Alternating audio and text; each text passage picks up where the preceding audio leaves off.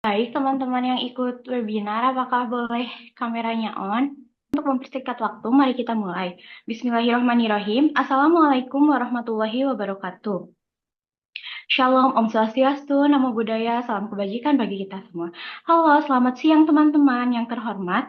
Ibu Ezra Agistiara Aziza, MS, MPSI, psikolog, selaku dosen pengampu mata kuliah Ilmu Kesehatan Masyarakat dan Promosi Kesehatan, serta teman-teman audiens yang sudah meluangkan waktunya untuk hadir pada kegiatan webinar psikoedukasi hari ini. Perkenalkan, nama saya Septia Handayani. Pada kesempatan ini akan bertugas sebagai moderator sekaligus presentator dalam kegiatan psikoedukasi dengan tema Academic Burnout pada mahasiswa. Tentunya saya tidak sendiri, di sini ada rekan-rekan saya. Perkenalkan, nama saya Aida Rahma. Perkenalkan, nama saya Afi Puspitasari. Perkenalkan, nama saya Narikmawati. Perkenalkan, nama saya Agus Berkat. Webinar ini kami selenggarakan sebagai bagian dari pembelajaran pada mata kuliah Ilmu Kesehatan Masyarakat dan Promosi Kesehatan Masyarakat, yang kami kemas dalam bentuk webinar agar lebih relevan dan juga dekat dengan pengalaman mahasiswa, khususnya terkait isu kesehatan mental di lingkungan perkuliahan. Dalam kehidupan perkuliahan, mahasiswa seringkali dihadapkan pada berbagai tuntutan akademik, mulai dari tugas yang terus berdatangan, jadwal yang padat, hingga tuntutan untuk mencapai hasil yang maksimal. Di tengah kondisi tersebut, rasa lelah sering dianggap sebagai hal yang biasa. Banyak mahasiswa yang tetap memaksakan diri untuk terus berjalan, tetapi juga pada kesehatan mental, mohon maaf, banyak mahasiswa yang tetap memaksakan diri untuk terus berjalan, meskipun secara fisik dan mental ia sudah kelelahan. Nah, jika kondisi ini berlangsung terus-menerus dan tidak disadari sejak awal, kelelahan tersebut dapat berkembang menjadi academic burnout. Nah, dampaknya tidak hanya menurunnya motivasi dan konsentrasi belajar, tetapi juga pada kesehatan mental dan kesejahteraan mahasiswa secara keseluruhan. Melalui psikoedukasi ini, kami ingin mengajak teman-teman untuk lebih peduli terhadap kondisi diri sendiri. Nah, diharapkan kegiatan ini dapat membantu mahasiswa mengenai apa itu academic burnout, memahami dampaknya, serta mengetahui cara-cara sederhana yang dapat dilakukan untuk menjaga kesehatan mental selama masa perkuliahan. Baik teman-teman, sebelum kita memasuki ke materi utama, saya ingin mengajak teman-teman mengobrol sebentar. Nah, teman-teman coba jujur ke diri sendiri. Akhir-akhir ini, siapa yang ngerasa capek sama kuliah, tugas yang datang terus-menerus, jadwal yang padat, tetapi semangat kita malah menurun? Atau mungkin teman-teman ngerasa teman-teman itu lagi belajar, tapi susah fokus, cepat lelah, dan inginnya itu cepat selesai. Nah, kondisi-kondisi ini sering kita anggap sebagai capek biasa. Padahal bisa jadi itu merupakan tanda-tanda awal academic burnout. Nah, untuk melihat sejauh mana pemahaman awal teman-teman terkait hal ini, kami akan mulai dengan pretest terlebih dahulu. Nah, pretest ini bertujuan untuk memahami gambaran awal mengenai pemahaman teman-teman tentang academic burnout. Nah, pretest ini akan dibagikan melalui link Google Form yang akan kami kirimkan di kolom chat. Nah, silahkan diisi dengan jujur, sesuai dengan pemahaman dan kondisi masing-masing, waktu pengerjaannya selama 5 menit. Nah, jika sudah selesai, teman-teman dipersilakan kembali fokus ke Zoom, karena setelah ini kita akan memasuki materi inti. Bagi teman-teman yang telah selesai mengisi pretestnya, mohon di screenshot lalu dikirimkan ke kontak yang bersangkutan. Baik, terima kasih kepada teman-teman yang sudah mengisi pretest. Selanjutnya kita akan memasuki ke sesi inti, yaitu penyampaian materi mengenai academic burnout pada mahasiswa. Nah, pada sesi ini kami akan membahas mulai dari pengertian academic burnout, latar belakang, gejala apa yang sering muncul, penyebab, lalu jenis-jenis burnout, dampak yang ditimbulkan, serta upaya apa yang bisa kita lakukan untuk mengatasinya. Nah, semoga materi ini bisa membantu teman-teman untuk lebih memahami kondisi diri sendiri maupun kondisi lingkungan sekitar teman-teman.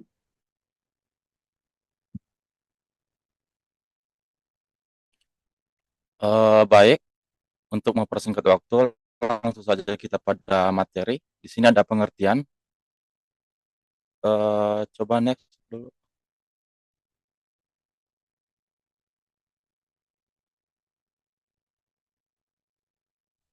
Next. Nah, di sini ada pengertian di mana academic burnout ini merupakan kondisi kelelahan yang dialami pelajar atau mahasiswa akibat tekanan akademik yang berlangsung lama dan terus-menerus. Nah, kondisi ini tidak muncul secara tiba-tiba, tetapi berkembang perlahan akibat tuntutan akademik yang tidak seimbang dengan kemampuan dan sumber daya individu. Nah, burnout ini juga sering dianggap sepele karena dikira hanya capek biasa, padahal jika dibiarkan dapat membahayakan atau berdampak serius pada kesehatan mental, fisik, dan keberhasilan akademik.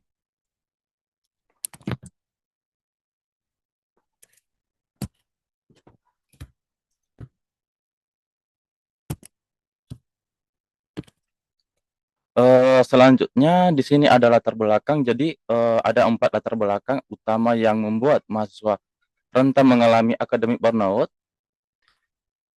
Yang pertama, sistem pendidikan dengan tujuan tinggi. Nah, ini tekanan dari kurikulum yang padat atau tugas yang berlapis dan standar nilai tinggi membuat mahasiswa sulit menyeimbangkan waktu belajar dan istirahat. Nah, contohnya mahasiswa tersebut harus menghadapi jadwal panjang perkuliahan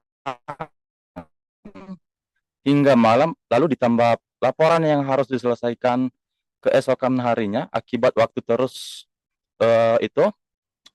Akibatnya waktu tidur berkurang atau drastis. Seterusnya, yang kedua, persaingan akademik yang ketat. Nah, ini lingkungan belajar yang kompetitif mendorong mahasiswa untuk terus membandingkan diri dengan orang lain, sehingga muncul rasa cemas dan tidak percaya diri. Nah, contohnya ini seorang mahasiswa merasa tertekan karena teman-teman selalu mendapatkan IPK yang tinggi, sementara ia meskipun sudah belajar keras, tetapi berada di tengah atau tidak sesuai dengan keinginan dia. Yang ketiga, di sini ada ekspektasi dari diri sendiri, keluarga, dan lingkungan. Nah, ini harapan yang terlalu tinggi ya teman-teman ya. Biasanya membuat mahasiswa merasa gagal meskipun pencapaian sebenarnya itu sudah baik. Contohnya mahasiswa yang mendapatkan IPK yang 3,5 merasa kecewa karena harapan atau keinginan keluarga atau keinginan orang tuanya itu 3,8 gitu. Sehingga ia terus memaksa diri untuk belajar tanpa jeda gitu. Nah, seterusnya yang terakhir di sini ada yang kurangnya literasi kesehatan mental di lingkungan akademik. Nah, ini minimnya pemahaman tentang kesehatan mental membuat burnout sering dianggap hal sepele, padahal dampaknya ini serius. Nah, contohnya ini seorang pelajar yang sering mengeluh lelah, dianggap lemas oleh dosennya, padahal sebenarnya itu ia mengalami kelelahan mental yang membutuhkan dukungan gitu. Oke, next.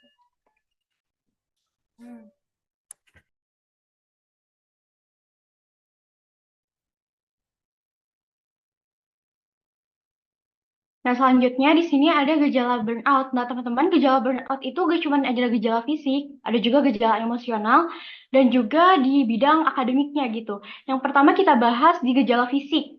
Satu, mudah lelah meskipun tidak memiliki banyak aktivitas.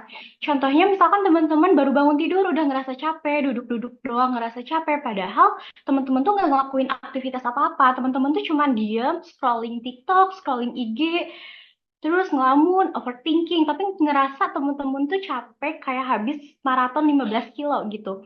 Yang kedua ada sakit kepala. Sakit kepalanya ini bukan kayak kurang minum, bukan karena kurang tidur, tapi teman-teman ngerasa kepala teman-teman itu sakit karena penuh dengan pikiran-pikiran yang sebenarnya itu tuh nggak perlu dipikirin. Ya, terus yang ketiga ada gangguan tidur. Bisa aja teman-teman eh insomnia ataupun tidurnya kelebihan. Nah, di sini teman-teman apakah ada yang sering kalau ada dapat masalah suka insomnia atau aku tuh punya banyak masalah, jadi solusinya tidur aja. kayak tidurnya tuh lebih dari 20 jam, bahkan bisa sampai seharian full teman-teman tidur. Nah, ini tuh bisa jadi salah satu gejala fisik dari burnout. Dan yang terakhir itu nafsu makan menurun atau meningkat. Ada beberapa orang yang kalau misalkan stres, dia menurunnya nafsu makan. Tapi terus dia tuh kayak tiba-tiba malas makan, ngelihat makanan yang dia suka pun jadi malas. Ada juga orang yang kayak dia tuh stres, tapi nafsu makan dia itu malah bertambah atau bisa disebut juga stress eating. Nah, dua-duanya ini bisa jadi gejala burnout di gejala fisik. Next. Nah, yang kedua ini gejala emosional. Kalau emosional itu lebih ke kayak mulai dari perasaan. Yang pertama itu mudah marah dan sensitif. Hal kecil itu bisa jadi gede. Misalnya itu teman-teman ditegur sama si A kayak, kok kamu gak nyapa aku hari ini? Padahal si A itu niatnya bercanda, tapi di teman-teman tuh didapetinnya kayak feedback ke teman-temannya tuh kayak ngerasa beda. Jadi kayak rasa pengen nangis, terus kesel, ih kenapa sih dia kayak gitu? Terus yang kedua itu cemas dan gelisah berlebihan. Misalkan kita tuh belum ngerjain sesuatu, tapi udah cemas duluan. Contohnya kayak pasti di setiap perkuliahan atau di setiap prodi itu pasti ada satu dosen yang teman-teman takutin. Nah, di awal perkuliahan kan suka dibagi RPS nih. Misalkan dosen killer ini dosen yang paling teman-teman takutin masuk di pertemuan 5. Padahal kita baru masuk ke pertemuan 2. Dari pertemuan 3, 4, dan sampai H-1 pertemuan 5, teman-teman udah overthinking gak jelas. Nah, itu bisa jadi tanda-tanda gejala emosional, tanda-tanda gejala emosional di burnout. Dan yang ketiga itu merasa putus asa dan tidak berharga. Jadi di fase ini tuh teman-teman mulai ngerasa kayak, kok aku gini-gini aja ya, kayak ngelihat temen aku itu udah jadi ini, IPK temen aku segini, terus ngelihat ke belakang, kok orang-orang kayak gini ya, kok aku masih gini-gini aja, kayaknya orang-orang lebih pinter deh, kayaknya aku nggak cocok deh di sini. Atau kayak ngerasa capek di satu jurusan, terus teman-teman bilang kayak gini, kayaknya aku nggak cocok deh masuk jurusan ini bukan passion aku. Nah, itu bisa jadi gejala emosional di gejala burnout. Terus yang keempat itu kehilangan semangat. Yang dulu teman-teman rajin banget kuliah, masuk jam 8 tapi jam 7 udah ada di kampus. Dan seneng banget ada di kampus karena ngerasa, wah ini dunia saya. Tapi di fase ini teman-teman ngerasa kayak, nggak mau, aku capek, aku lelah dengan semua ini. Terus kayak, ini kayaknya bukan duniaku. Jadi 180 derajat semangat teman-teman tuh berbeda dengan biasanya. Nah, itu bisa jadi gejala emosional di burnout. Next.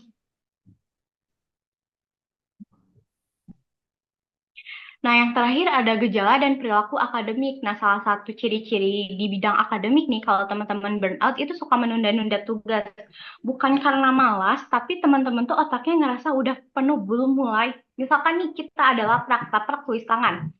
Baru juga ngelihat pendahuluan atau dasar teori, teman-teman udah kayak ngerasa malas, udah gak mau mending scroll TikTok atau scroll IG aja. Nah, itu bisa jadi ciri-ciri kalau teman-teman lagi burnout. Terus yang kedua itu menarik diri dari lingkungan sosial. Kita tuh gak dikucilin, tapi kita sendiri yang ngejauh dari lingkungan sosial kita. Misalkan ada satu perkumpulan, kita di mana kita diajak bermain atau di mana kita diajak ngerjain tugas bareng di kafe, tapi kita malah narik diri. Kita balas kok, kita jawab chat teman kita, tapi kita gak mau balas karena kita ngerasa aku gak pantas ada di sini, aku gak mau, aku pengen sendiri, aku pengen di kos, aku pengen ngurung diri pokoknya. Terus yang ketiga itu menurunnya prestasi akademik. Dari mulainya itu nilai teman-teman tuh A, B, ya paling kecil B lah di matkul-matkul tertentu. Tapi karena si burnout ini, jadi nilai teman-teman itu gede semua, kecil semua, tambah stres dong, tambah panik dong. Kayak fokusnya berkurang, terus nilainya menurun. Padahal teman-teman ngerasa, teman-teman tuh udah berusaha semaksimal mungkin belajar malah tambah diporsir, tapi hasilnya kayak gini, menurun.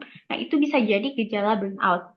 Dan yang terakhir, bolos atau absen kelas. Bukan karena nggak peduli, tapi teman-teman tuh lagi ngerasa capek secara mental. Jadi, ya udahlah, minggu depan juga masih ada, bulan depan juga masih ada, masih ketemu matkul ini. Jadi teman-teman besok masih bisa, jadi sekarang nggak apa-apa, aku bolos aja. Aku gak mau masuk kelas ini karena aku ngerasa capek. Next.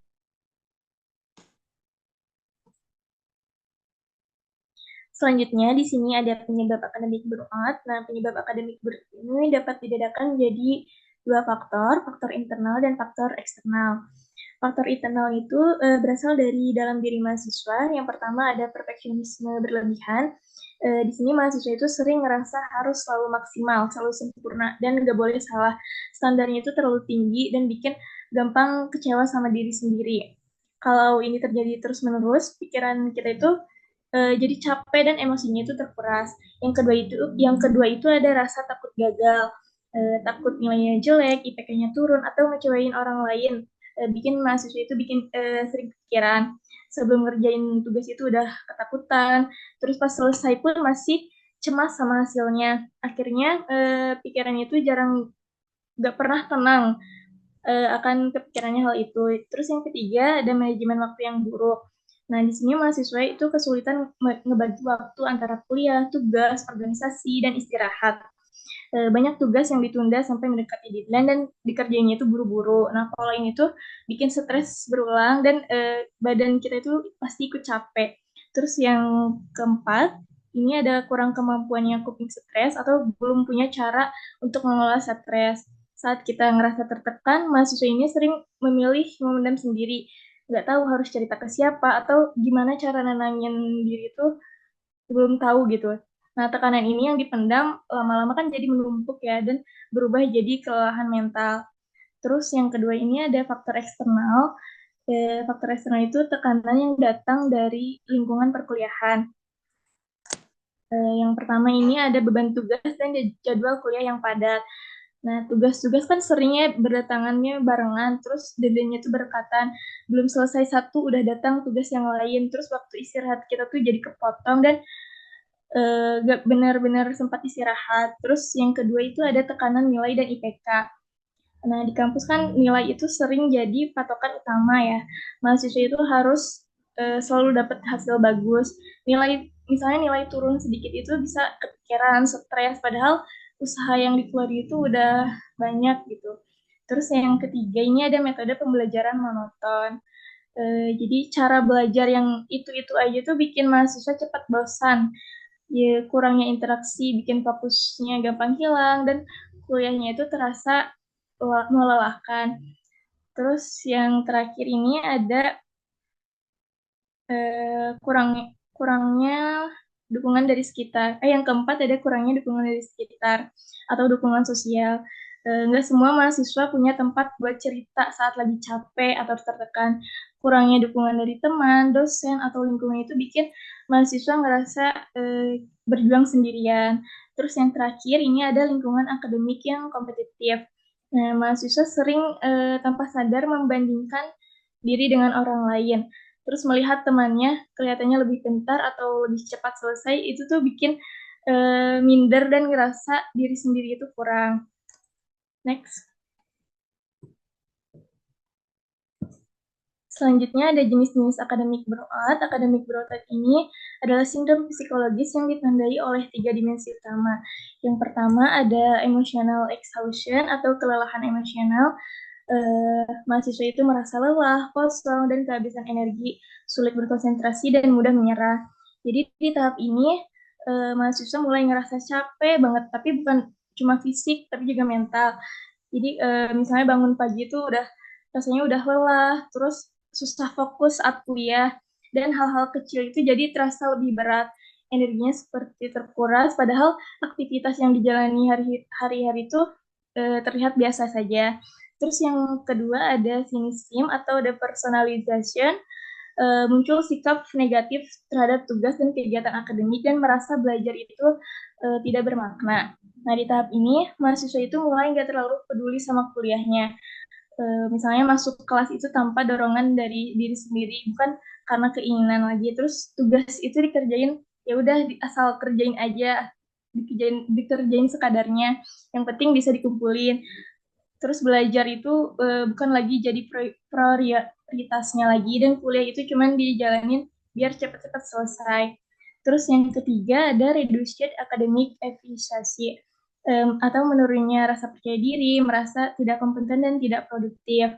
Nah, pelan-pelan di sini tuh pelan-pelan mahasiswa mulai ngerasa dirinya itu gak mampu dan sering mikir, kok aku kayak gini ya? Kenapa aku susah paham? Atau yang lain kok kayaknya lebih bisa ya? Jadi ada rasa minder muncul, kepercayaan dirinya tuh turun dan akhirnya mulai gak yakin sama kemampuan dirinya itu sendiri. Next.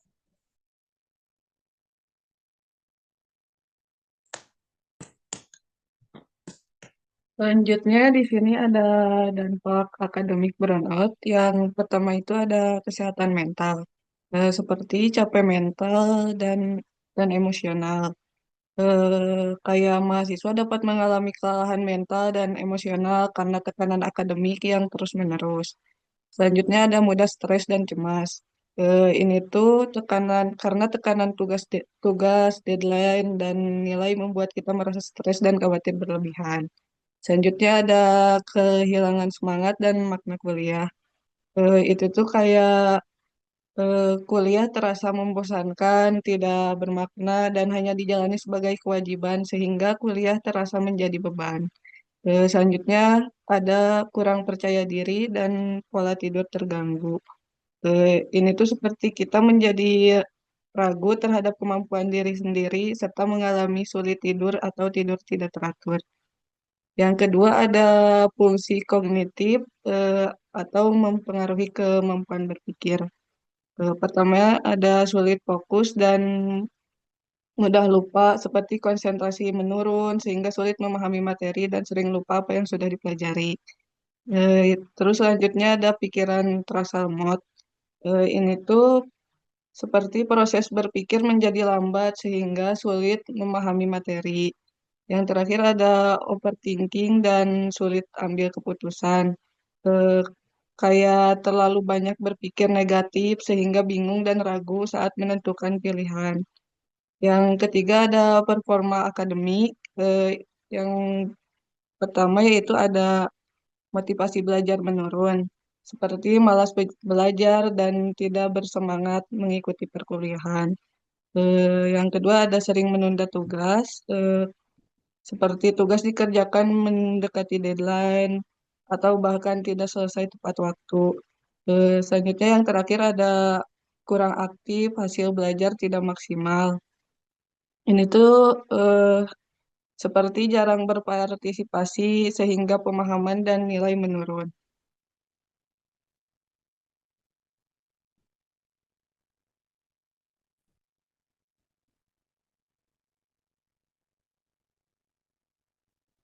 Selanjutnya ada cara mengatasi burnout. Yang pertama yaitu time management, yaitu memanage waktu.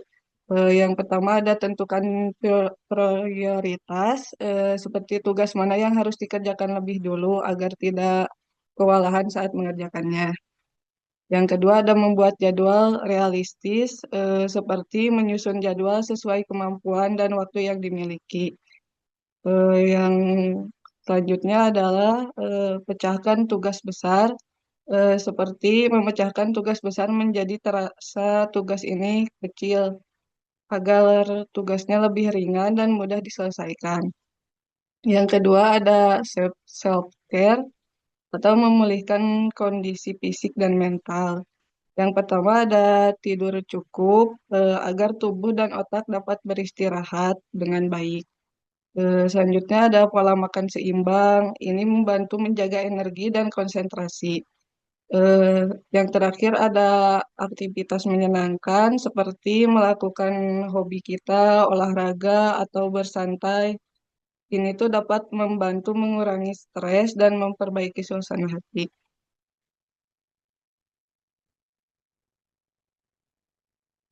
Nah, selanjutnya di sini ada teknik relaksasi yang dimana teknik relaksasi ini membantu menenangkan pikiran dan tubuh agar kondisi kita tuh gak melulu di tahap stres gitu. Nah, contohnya ada napas dalam yang dimana terlihat sepele kalau misalkan dilakukan di kegiatan sehari-hari kayak kalau misalkan kita mau ulangan kita harus tarik nafas atau enggak kita mau presentasi nih suka agak tegang gitu. Nah, kita tuh harus bisa mengatur nafas itu biar si kitanya juga nggak stres. Yang kedua itu ada mindfulness yang dimana kondisi ini fokus pada saat ini gitu. Jadi jangan terlalu fokus pada hal yang belum terjadi atau enggak masa lalu yang udah berlalu gitu. Jadi jangan terlalu berlarut-larut. Terus ada jeda belajar yang dimana belajar terus-menerus juga tanpa istirahat eh justru membuat otak lebih lelah juga ya. Kalau misalkan kita belajar misalkan 40 sampai 60 menit. Nah, 5 menit atau 10 menitnya itu dipakai buat tidak belajar. Kalau misalkan kita terus-terusan belajar, kita juga jadi stres gitu. Nah, yang selanjutnya ada dukungan sosial. Yang pertama itu cerita kepada teman. Sebenarnya sah-sah aja kalau misalkan kita cerita ke teman. Cuman kita juga harus pinter-pinter memilah-milah teman juga. Kan ada juga kalau misalkan kita cerita tuh ada juga teman yang ngerti atau enggak pada kondisi kita itu. Terus ada konsultasi dengan dosen yang dimana konsultasi tugas atau kesulitan dalam belajar juga. Nah, meminta arahan atau toleransi jika memang diperlukan. Ini juga bisa membantu kita nggak berlarut-larut dalam masalah gitu. Jadi bisa dikasih arahan oleh dosennya. Nah, yang terakhir ada layanan konseling yang dimana kita juga bisa cerita nih kayak ke guru BK atau enggak ke apa sih namanya? Ke orang yang emang benar-benar paham soal mental gitu. Bisa ke psikolog atau apa. Next.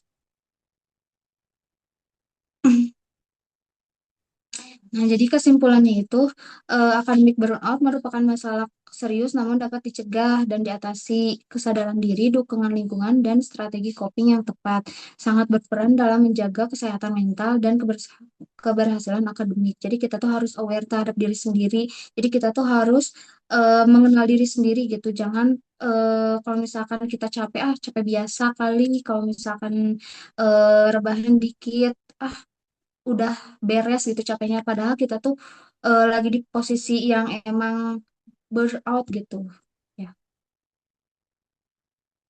Baik teman-teman, kan barusan kita udah memahami mendengarkan materinya ya tentang akademik burnout. Nah, sekarang kita masuk ke sesi refleksi diri. Nah, di sesi ini teman-teman diajak untuk berhenti sejenak dan melihat kembali kondisi diri teman-teman masing-masing. Nah, coba teman-teman pikirin. Yang pertama, apakah teman-teman pernah merasakan tanda-tanda gejala akademik burnout? Yang kedua, gejala apa nih yang paling sering teman-teman rasain selama di dunia perkuliahan? Terus yang terakhir, selama ini gimana cara teman-teman menyikapi rasa lelah dan tekanan di akademik burnout ini? Jawabannya nggak perlu di-share ke kita, cukup jadi bahan evaluasi pribadi aja agar teman-teman itu bisa lebih peduli terhadap kesehatan mental teman-teman sendiri. Nah, bagi teman-teman yang ingin bertanya atau menyampaikan pendapat, berbagi pengalaman yang berkaitan dengan akademik burnout, silahkan dapat disampaikan melalui raise hand atau kolom chat. Teman-teman nggak perlu ragu, nggak perlu takut salah, karena kita di sini masih sama-sama belajar.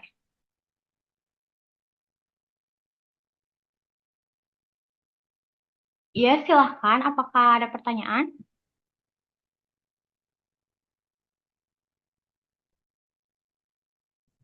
Silahkan, Faisal Kurnia. Apakah ada pertanyaan?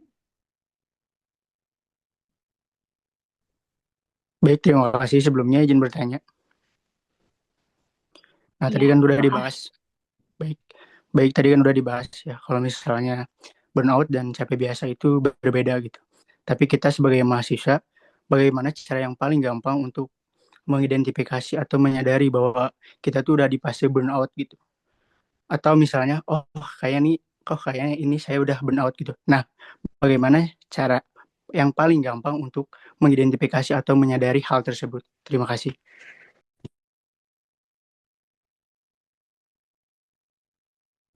Baik, terima kasih atas pertanyaannya. Izin ditampung dulu ya. Teman-teman yang lain, apakah ada yang ingin bertanya lagi?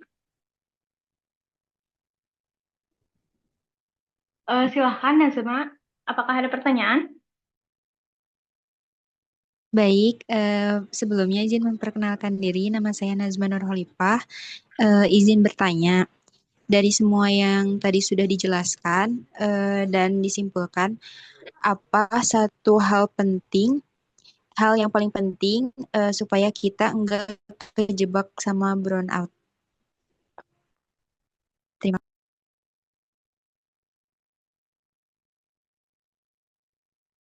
Izin ditampung kembali ya pertanyaannya. Apakah ada yang ingin ditanyakan lagi teman-teman?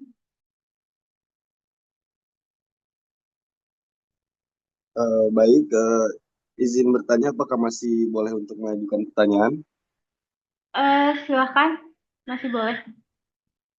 Izin perkenalkan di sini saya Ayuso Wijaya selaku mahasiswa sosiologi jurusan Universitas Bengkulu ingin bertanya bahwasannya ketika wajar kalau seseorang ingin mengejar tugas atau nilai yang bagus dan sempurna, namun kenapa dari faktor internal ada yang namanya perfeksionisme atau yang kita kenal perfeksionis dan bisa membuat seseorang menjadi burnout. Lantas beda antara maksimal atau pengerjaan yang maksimal dengan perfeksionis itu bisa kita dapatkan dari segi apa? Mungkin itu saja pertanyaan dari saya. Saya ucapkan terima kasih. Sama-sama izin ditampung ya teman-teman. Izin menjawab pertanyaan dari Najma ya. Kan tadi pertanyaannya apa sih satu hal yang paling penting biar kita nggak terjebak di dalam burnout. Nah, yang paling penting itu pastinya dari kita sendiri ya, harus berani jujur sama diri sendiri, berani ngaku kalau kita tuh lagi capek dan lagi gak sanggup. Soalnya sering kan kita sering banget maksa diri terus, ngerasa harus selalu kuat, harus selalu produktif setiap hari, padahal gak semua hari itu harus maksimal dan gak semua tugas itu harus sempurna. Ada kalanya kita perlu pelan dikit tanpa ngerasa bersalah. Kuliah itu prosesnya panjang ya, bukan lomba siapa yang paling sibuk atau paling tahan capek. Selama kita masih bisa jalan pelan-pelan, masih bisa jaga kesehatan, dan masih paham batas diri sendiri, itu tuh udah cukup buat ngejaga diri dari burnout.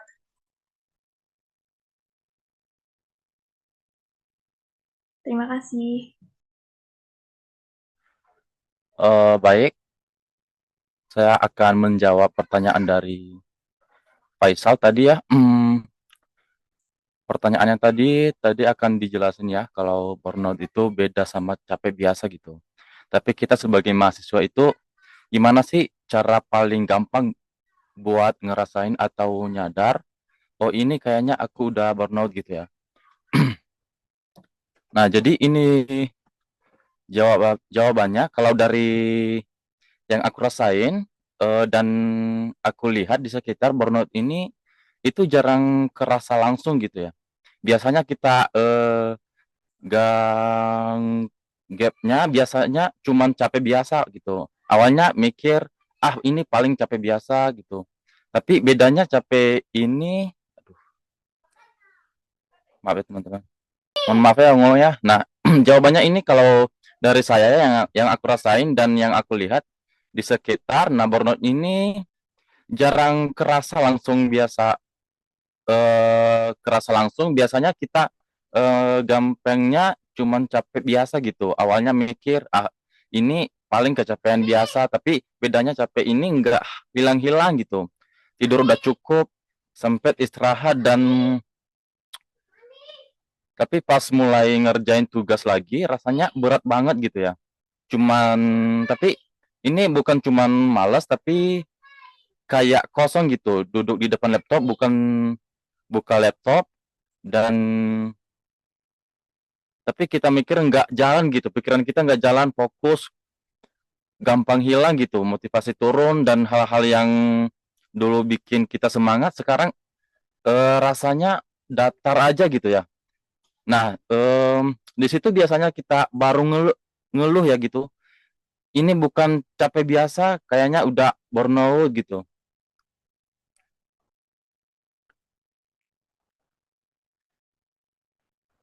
Mungkin cukup jawab itu jawaban dari saya. Apakah cukup? Baik, izin menjawab pertanyaan Ayoso. Nah, sebenarnya yang jadi masalah itu bukan keinginan buat dapat hasil bagus, tapi cara kita gimana ngejarnya. Perfeksionis bikin kita ngerasa harus selalu sempurna, terus salah dikit itu kepikiran, kurang dikit langsung nyalahin diri sendiri, padahal nilainya itu udah oke kan. Nah, akhirnya setiap ngerjain tugas rasanya kayak tegang terus, fokusnya bukan lagi tentang pengen paham atau pengen belajar, tapi takut salah, takut jelek, takut nggak sesuai ekspektasi kita. Eh, Pikiran dipaksa, kerja tanpa jeda, terus kitanya tuh jadi capek sendiri. eh Bukan cuma capek fisik, tapi juga capek pikiran kita. Jadi beda ya kalau misalkan pengen hasil bagus itu masih bisa dinikmati prosesnya. Tapi kalau misalkan per- perfeksionisme itu justru lebih bikin kita kelelahan sendiri sampai akhirnya bisa terjadi burnout.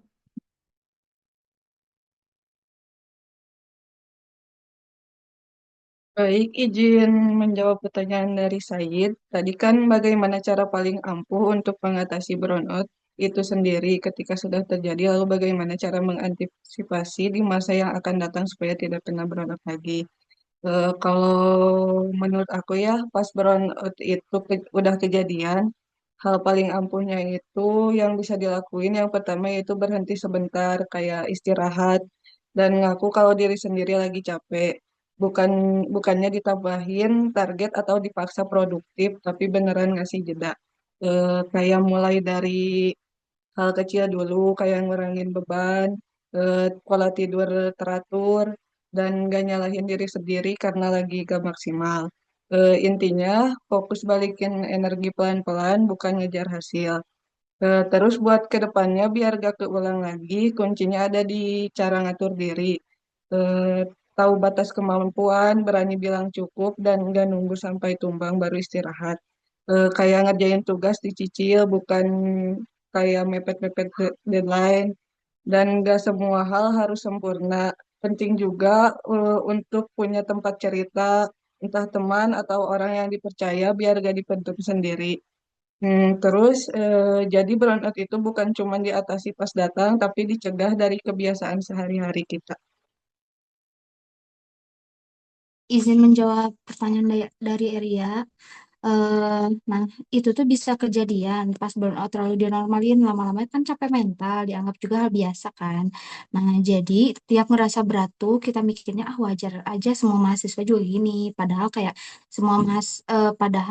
bisa aja kita ngerasain capek itu lebih dari sekedar capek kuliah gitu. Padahal udah istirahat, udah kayak tidur yang cukup juga karena kebiasaan menormalisasi gejala-gejala yang emang udah kita tuh rasanya itu gejala biasa gitu.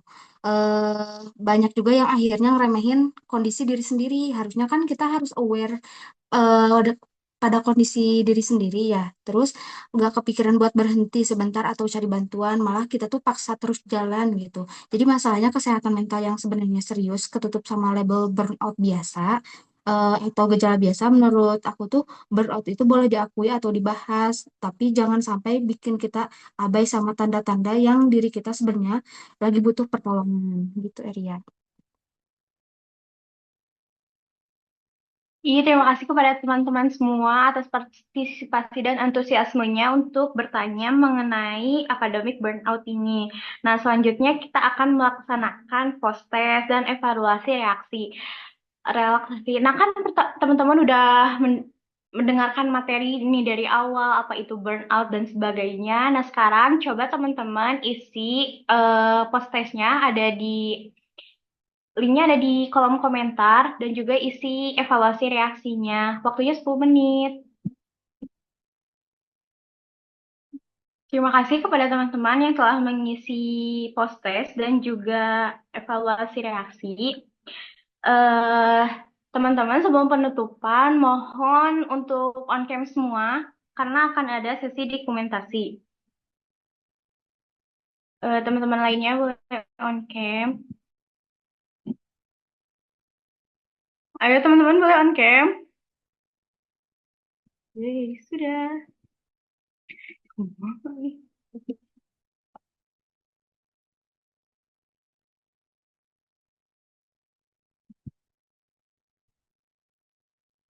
Kita mulai dokumentasi. Kita mulai ya.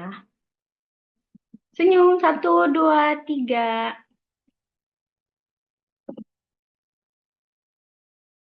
Tidak terasa, kita sudah sampai di rangkaian akhir kegiatan psikoedukasi hari ini. Semoga materi yang telah disampaikan dapat menambah wawasan dan membantu teman-teman untuk lebih sadar akan pentingnya menjaga kesehatan mental selama menjalani masa pendidikan.